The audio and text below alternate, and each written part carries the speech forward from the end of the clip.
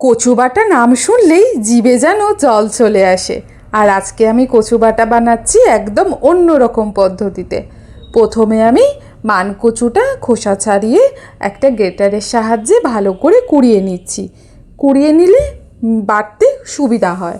আমি কয়েকটা কাঁচা লঙ্কা আর কোড়ানো কচুটা ভালো করে বেটে একটা স্মুথ পেস্ট বানিয়েছি। এরপর কড়াইতে সর্ষের তেল গরম করে একটু কালো জিরা ফোড়ন দিয়ে বেটে রাখা কচুটা দিয়ে নুন আর হলুদ দিয়ে ভালো করে নাড়াচাড়া করে দিচ্ছি।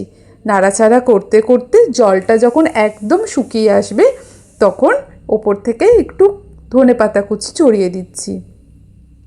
ধনেপাতা কুচিটা ছড়িয়ে দিলে এইভাবে কচু বাটার যে রেসিপিটা দেখাচ্ছি সেটা স্বাদটা খুব ভালো হয়। এরকম মাখো মাখো হলে গরম ভাতে সার্ভ করলেই রেডি। আর ভিডিওটা ভালো লাগলে অবশ্যই সাবস্ক্রাইব করে পাশে থাকবেন।